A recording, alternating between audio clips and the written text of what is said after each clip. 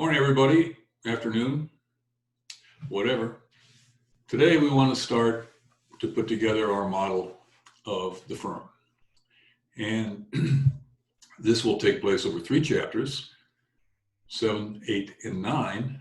And I think what you're going to find here is that the development of the model of the firm, how it goes about its decision-making process, is going to have a lot of similarities to what we've just done, that is to say, the model of consumer choice. We are going to, in Chapter 7, put together an economic representation of firm technology. And when we look at long-run technology, I think you're going to find that it's very similar to our model, our illustration of consumers' tastes and preferences. So if you had a good grasp of our consumers' tastes and preferences, you'll find our model of long-run firm production to be pretty straightforward. It's a completely different context, of course, but mechanically, it functions very similarly. And then in Chapter 8, in Chapter 7, we're just putting together technology, which is to say sort of similar like to taste and preferences, but firm technology, which we define simply as a relationship between inputs or factors of production that are used to produce outputs. And then in Chapter 8, just like we did with Chapter 5, we're going to bring in the notion of prices and constraints on the firm. So we're going to introduce the notion of factor prices, what the firm pays for its inputs. And given the fact that we know firm technology, we know the relationship between inputs and outputs, then that enables us to represent costs of production. And we can look at costs of production using different factor combinations. And of course, we're going to look at a firm who will want to produce any given level of output at minimum cost in pursuit of profit maximization, or a firm that would like to maximize output for any given level of cost. I don't know if I said that right. Minimize cost for any given level of output, maximize output for any given level of costs. So we're going to put together costs then in Chapter 8. And then in Chapter 9, we're going to deal with the question of firm decision-making. For any given price, what level of output would a firm in a competitive market, we're going to focus simply on firms in competitive markets, a firm in a competitive market like to produce. So that gives us a relationship between market price and the quantity the firm would like to produce, which of course yields then a supply curve for the individual firm. And then when we aggregate those firms, we'll have a supply side for a competitive market. So that's our objective. And with these first 2 lectures, we're going to be looking just at Chapter 7 and firm technology. We're going to fully characterize firm technology in the short run and the long run, an important distinction for us. We will then have a solid understanding of a relationship between inputs and outputs so that we can move on then in the next chapter to costs. So let me move to PowerPoint here real quickly. So this is Chapter 7, entitled Technology and Production. And what we want to do in here is, how we're using the term technology essentially is to represent firms' production methods. And so what we want to look at is efficient production methods. That's our focus, since a firm would never want to use inefficient production methods, given that it's a profit maximizer. And then we want to characterize, we have a couple of different measures. We have an average product and a marginal product, both of which are measures of the factors of production or the input productivity, or they give us a measure of the firm's productivity. And when we move to the long run, then where we have all variable inputs, we'll discuss the substitution of inputs. And that's going to look a lot like, how our consumer was willing to substitute, one good for the other in consumption. We're also going to have firms who are going to consider, the desirability of substituting one input for another, where those two inputs are in fact substitutes. And then we are going to do some other long run concepts of what firm's production technology looks like. Today, however, as I said, what I want to do is develop the short run production function and look at these short run productivity measures of average product and marginal product. And then in the next lecture, we'll move to the long run and develop that model of a firm who has two or more variable inputs. Now, our terminology here is, outputs are what the firm produces, the good or service that it produces to sell. And of course, it requires inputs to do that. So inputs are the factors of production that are combined in this production process, this technology we want to look at today, given the technology, and for an output. Now, we're going to limit ourselves in this chapter and, for the rest of the semester to only two possible production inputs, capital and labor, because we have to draw this in two dimensions, so we can only, illustrate a firm that uses two production inputs, and that'll be capital and labor. But it's not really that limiting. If you wanted to move to a purely mathematical treatment, you can go to any number of inputs, but we want to do it graphically, so we work with two. Production technology, as I say, it's not an engineering concept for us, it's an economic concept. We're not too worried about what the actual, engineering is, or the actual sort of, technology that we might typically think of in a production process. For us, the production technology is described simply by the relationship between inputs and outputs. So it's kind of a black box. We just see inputs going in and we see outputs coming out. But we're focused here on only the efficient input-output relationship. That is to say, we're not worried about levels of output other than the level of output, which is the most output that can be gotten for any set or combination of inputs. So we're only focused on the maximum output that can be gotten for any set of inputs. Now, I'm not going to worry about this. This is a tabular representation of production technology that's in your textbook. I'm not too interested in this, but it does suffice to say that what we're focused on here is only this sort of blue-green line, this frontier, is the efficient production frontier. So that when we talk about a production function, what we're talking about is a relationship between the number of assembly workers and this frontier here. We couldn't care less about all of these brown ones down here because a firm would not knowingly choose to operate in that region. So our production function is a relationship between, in this case, workers and this efficient frontier. So it's maximal output that can be gotten for any given level of inputs. So our method here is going to be to apply an algebraic form to this production relationship. So as I said, we're going to limit ourselves to two production inputs. So we're going to have a production function, which is an algebraic relationship between the output Q on the left-hand side and the quantity of capital and labor that go into this production function. Now, labor is pretty straightforward. Units of labor, you think of them as hours. We're going to think of all labor as being equal, homogeneous. There's not different kinds of labor. But again, that's something that could easily be done if you were to move to a purely mathematical representation. And capital is a little more difficult. You want to think of, there's lots of, buildings and machines and vehicles and whatnot that goes into a production process. And we aggregate it to a certain extent. We might think of it as just, the dollar value of all of that aggregated. And you might also make the argument that, well, what we're really talking about here is sort of related to the amount of capital that's used or depreciation of that capital stock.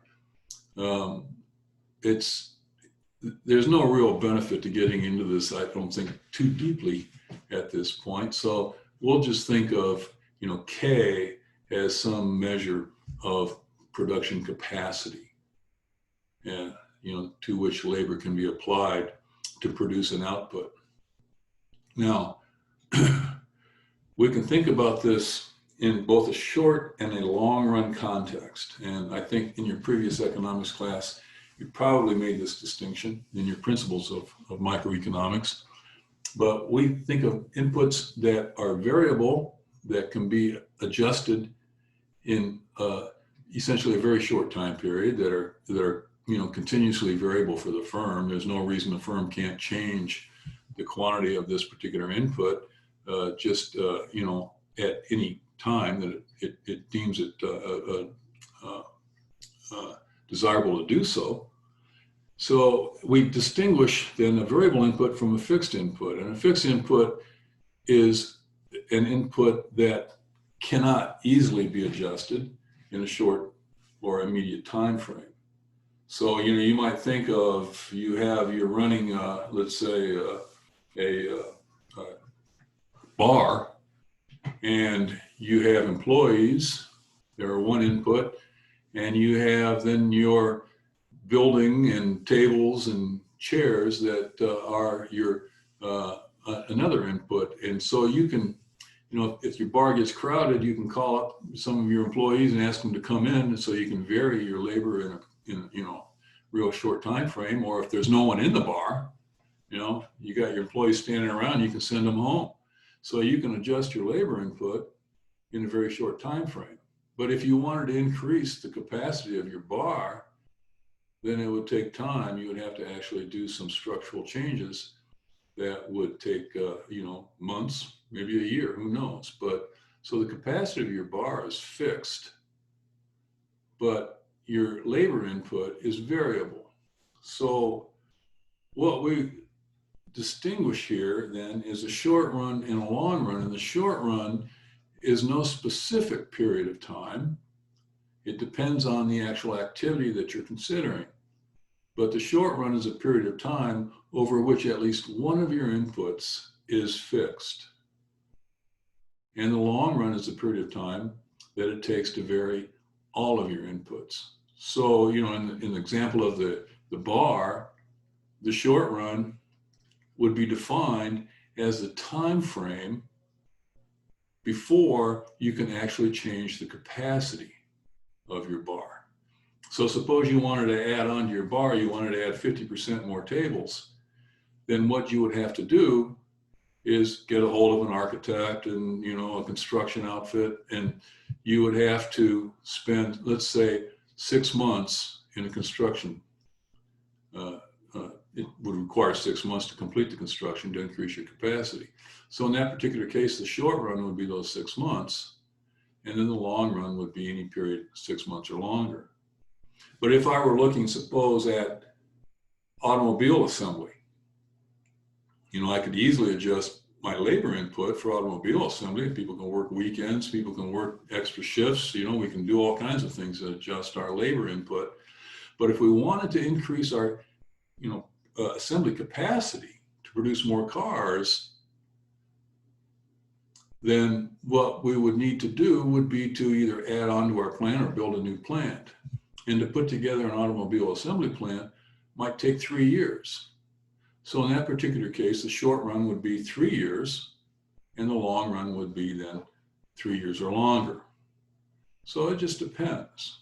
But this is an important distinction for us. And, by and large, a firm is always in the short run. So we can think of the long run as more of a planning horizon. Where would the firm like to be when it can adjust all of its inputs? So you're looking down the road, you need to think ahead if you're going to, change your production capacity, for example. So it's a planning horizon. Now, as I said, we're going to deal with 2 inputs, capital and labor. And, we think of this level of output, it's a flow variable. So we have to think in terms of some kind of a time frame. Here, we could think of, well, what's the quantity of output we can produce per day, per week, or per year? So if we were looking at output per day, labor would be the quantity of labor inputs. Maybe number of people working that 8-hour shift, or it may be total number of labor hours, whatever. So that's pretty straightforward. And as I said, today we're just going to do a short run. So we have at least one production input that's fixed, and the only way we can vary output is by making changes in our variable input. So what we're talking about is changing output by changing the utilization of the fixed input through changes in the variable input. All right, remember that, what we're going to think of here is capital as a fixed input. That's the natural one. And we'll think of labor then as the variable input. So if I were to think of a production function in the short run, there is some fixed amount of capital that is combined then with variable inputs, but I only can think of this in terms of, as I say, if capital is equal to 10, then my production function would become a function of 10 capitals and variable labor. Now, we can write that just as easily as Q as a function then, changes in Q can only be gotten by changes in L. So I think of this as Q as a function of labor. But I have to keep in mind that this is only relevant to a production process with 10 units of capital. Now, here's how I depict my short-run production function. I give it this design, and if you'll notice what's going on here is the function is increasing, and it's convex over this interval. Then I get to a point right here where it goes from being convex to being concave. That's important for us. And, as I've got it right here, it even seems to flatten out entirely. So I'm expressing a relationship here between, the output gotten for labor inputs when my production process is using 10 units of capital. Now, here just to specify, when I have 10 units of labor, I get 5 units of output. When I have 20 units of labor, I get 25 units of output. So I've doubled my labor, but I've quintupled my output. But, this is a function of the way I've drawn this thing. And when I have 30 units of labor, I have 30 units of output. So, it's kind of foreshadowing what's going on here. As we, at low levels of labor utilization of our 10 units of capital, output is increasing, but relatively slowly. But as we add more labor, we're getting more and more output per labor units, which suggests that we are more efficiently using our capital as we increase our inputs. And then ultimately, those benefits change as we get more and more labor working on our fixed capital. So some congestion sets in, people start knocking heads at some point, and maybe we get no more output whatsoever for additional units of labor. So here's our short-run production function. And we want to use this now to characterize the productivity of our labor input in this short-run scenario. So, we focus on 2 measures here, and we're keeping in mind, this is a short-run analysis. So our capital input is fixed. So the first one we focus on is average product. And this is pretty straightforward. It is simply the amount of output divided by the number of labor units employed. This says workers employed, but it's not necessarily our labor units. So it is just going to be equal to Q over L. F of L is our production function here. So Q and F of L are the same thing. We also call Q sometimes, we refer to it as the total product of labor. So the average product of labor is the total product of labor divided by labor units. It's just the average amount of output per each labor unit. Pretty straightforward, just an average. Now, if I go back to my production function, however, I want to figure out here how I can depict graphically what the average product of labor is.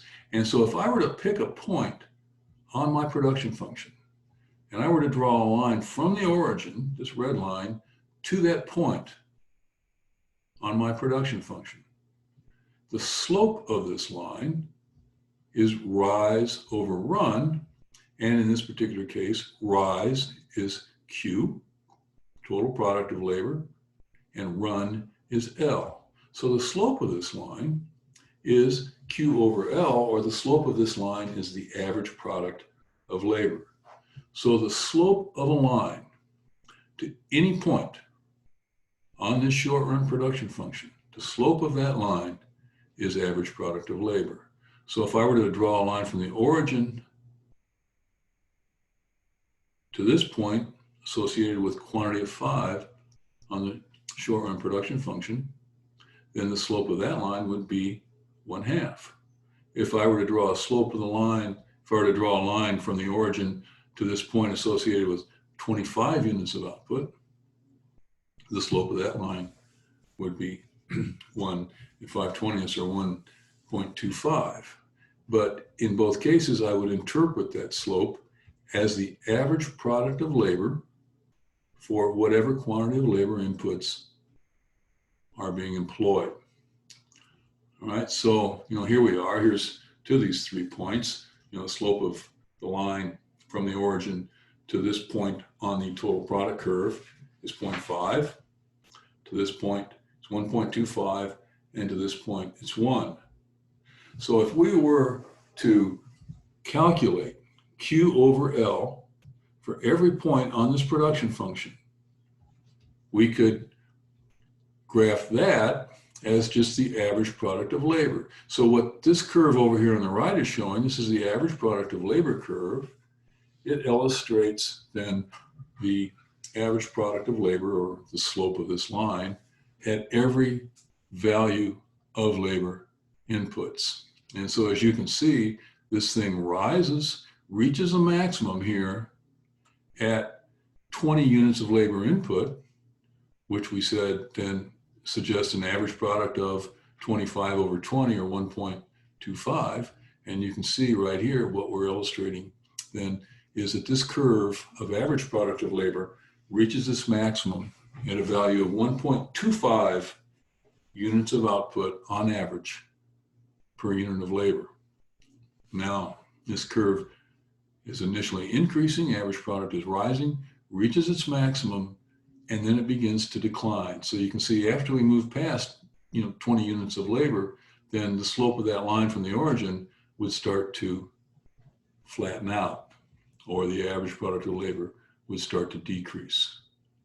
Now, the average product of labor, which is Q over L, can never be negative because output can never be negative. All right, so the average product of labor is always positive, and if we produce nothing, of course, it's not defined.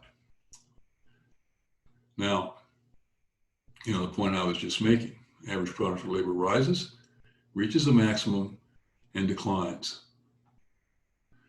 Now, note what, and this is sort of important for us to make another point down the road, but you'll see that the average product of labor reached its maximum at a point where the slope of the line to a point on the curve itself reaches its maximum.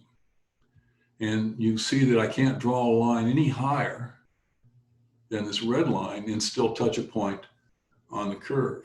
And so what I recognize is that the average product of labor reaches its maximum when the slope of that line from the origin is at its maximum, and that occurs when that line is just tangent to the total product curve.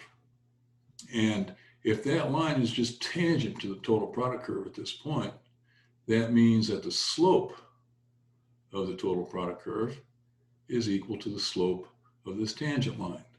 So the slope at this point and at this point only of the total product curve is equal to the average product of labor. All right, and that in our example occurred at 20. Now, this is a more important measure for us. It's certainly, you know, we're always focused on marginal units of our variables, and no difference in this case. Marginal product of labor is our key focus here. So marginal product of labor, as you would imagine, is the incremental output gotten from some incremental increase in labor. All right, so it's a change in output for some change in labor. So delta Q over delta L. Now, delta Q over delta L is, you know, the rate of change of Q with respect to some change in L. And as such, it is the slope of the production function or the total product curve at any point. All right, so it's basically simply the derivative of the production function with respect to L. So, you know, looking at our drawing here, you can see that if I want to calculate the marginal product of labor at any given level of labor inputs, I would find the slope of the total product curve, or the production function, short-run production function in this case. I would find the slope of the production function associated with that level of labor inputs. So you can see right here, when we have 10 units of labor, the slope of the total product curve at that point is 1. So how would I interpret that? That says that if I were to add 1 additional unit of labor, I would expect to get 1 additional unit of output. Now, as I move along this curve, you can see the slope is getting steeper and steeper and steeper. Remember the average product here, the average product was 1/2, but the marginal product is 1. So they're different. And so as the slope of this production function gets steeper, so does the marginal product. Now, so I see here it's getting steeper, steeper, steeper, steeper. Then I get to this inflection point where the curve goes from being convex to being concave. And once the curve starts being concave, then as I move along the curve, the slope is decreasing. Still positive, but it's decreasing. Now, right when I get to this point here, my line from the origin, you'll recall, is just tangent to the curve. So right at this point, the slope of the curve is 1.25. Now, that was also the average product. So right at this point, at 20 units of labor input, the average product and the marginal product are equal. As I said, only at this point, is the slope of that line from the origin tangent to the total product curve, and it is therefore one and the same time average product and marginal product. Now, after I move past that point, you'll notice now, you know, the curve continues to flatten out, where the slope continues to decrease, so that the marginal product is falling. Now, just as I did before, if I take the slope at every point on the total product curve associated with every value of L, so for every value of L, I find the slope of the curve and I plot it over here, what I get is marginal product. And I observe too that marginal product is increasing, increasing, increasing until I get to this inflection point, which, to be consistent, needs to be about 17. And right at this point then, marginal product reaches its maximum, which is this point right here. So at 17 labor units, which is right here, the curve has its inflection point and it goes from being convex to being concave. Now, after it becomes concave, it's still positive, but as I move along, it starts to decrease. Now, I could think in this particular scenario that if I get enough labor working on my fixed capital stock, that at some point, when they all do start knocking heads, it could actually cause output to fall, that people are getting in each other's way. And actually, when I add more labor, my output falls. So I could think of marginal product as being negative. And so what we recognize is that at low levels of utilization of our capital, the marginal product is increasing. But at some point, we reach where some congestion some congestion sets in, and we observe that capital is fixed. So more labor, we start to observe that the marginal product decreases. So this is a short run concept. Fix this in your mind. This law of diminishing marginal returns, states that the marginal product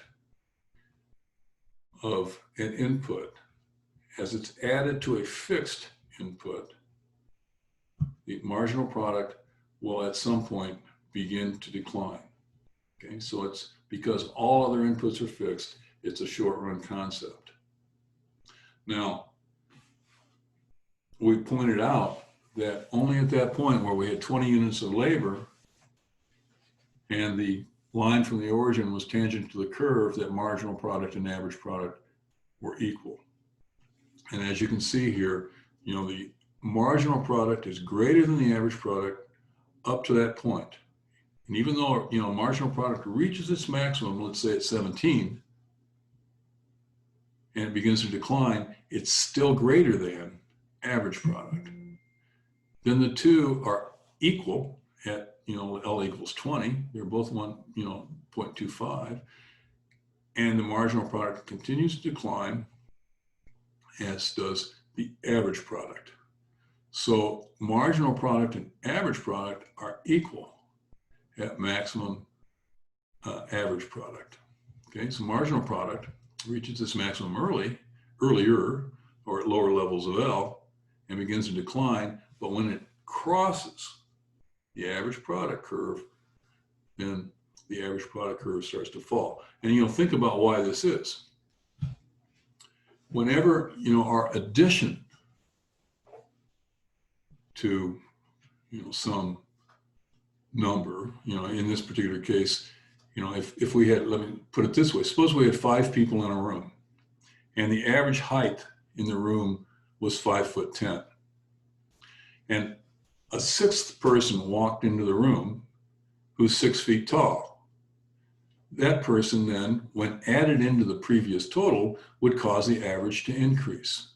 So whenever the incremental person or the marginal person entering the room is taller than the average in the room, that person will pull the average up or cause the average to rise. So that whenever the marginal product is greater than the average product, it's pulling the average up.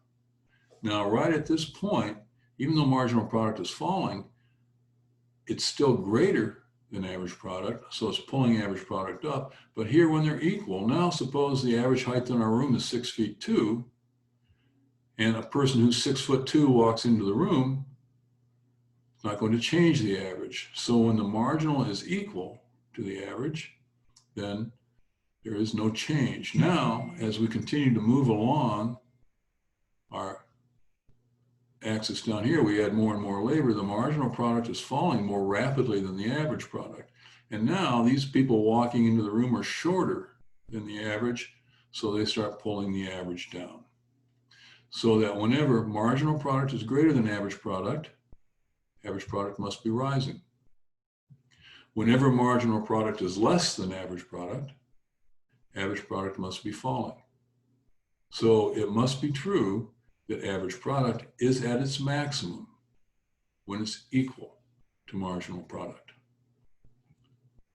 Right? So, once again, to reinforce that, this is, slope of this line is my average product.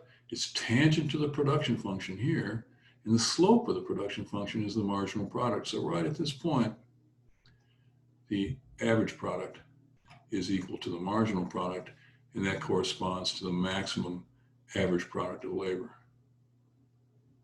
All right. So, here you can see that the marginal product is increasing.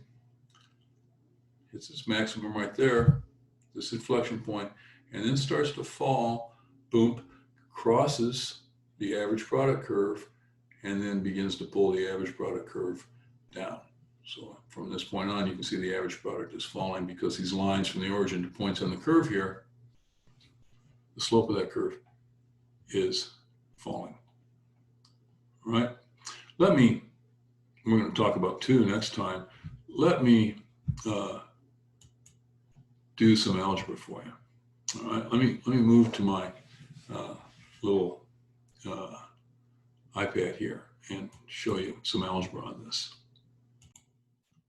All right. So here is a short run production function. All right. So my short run production function, I just have one.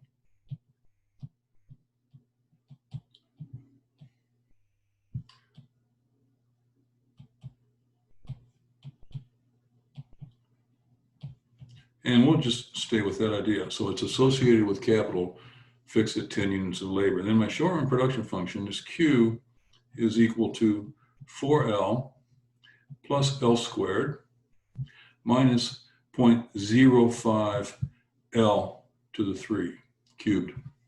Now this would generate a curve like that one that I've been using. And so this is my, as I say, total product of labor curve, or Q. And I subscript this L here because I want to make it clear that this is associated with the variable input of labor using my 10 units of capital. And so my measures here now, the average product of labor, which is Q over L, will be equal to, well, all this on the right-hand side divided by L. So 4L over L is 4. L squared over L is just L.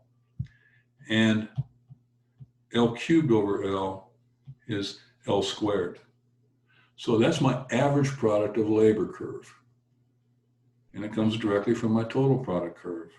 Now the marginal product of labor, I said, is equal to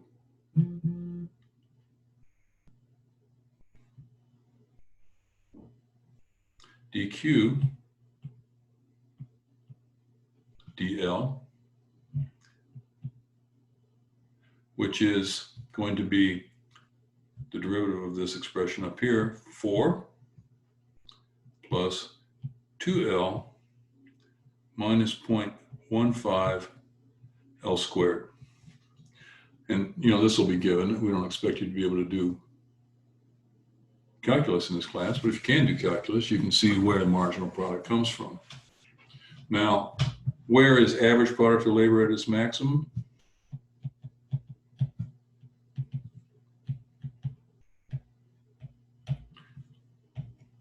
Well, I could take the derivative of the average product of labor, set it equal to 0, and show that, solve for L, and that would tell me that labor input's where it is, at its maximum.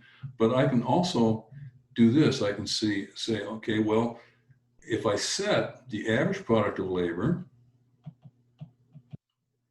equal to 4 plus L minus 0.05 L squared equal to the marginal product of labor, which is 4 plus 2L minus 0.15 L squared, and solve, what do I get? Well, I would get the value of L at which marginal product is at its maximum. Now note this 4 is going to cancel with this 4, so what do I get? I get L minus 0.05 L squared is equal to 2L minus 0.15 L squared. So let me simplify this. This tells me that 0.1 L squared is equal to L. Divide both sides by L. I get 0.1 L is equal to 1, or L is equal to 1 over 0.1 equals 10. So what that tells me, when L is equal to 10, average product of labor is at its maximum. Now, the average product itself, I would have to put in, you know, average product of labor. I found L, so average product of labor at that point, at its maximum, would be 4 plus L plus 0.5 times L squared, 0.05 times L squared, which is 100. So what would I get? I would get average product of labor when it's at its maximum is equal to 19. Now, you know, if I wanted to find the point where the marginal product of labor is at its maximum, I would have to actually, you know, I've got marginal product of labor is equal to 4 plus 2L minus 0.15 L squared. And, you know, I'd have to take a derivative of that. And what I would get is 2 minus 0.3 L, and I would set that equal to 0, so that L would be equal to 2 over 0.3. That's what, 20/3. So that's 6 2/3.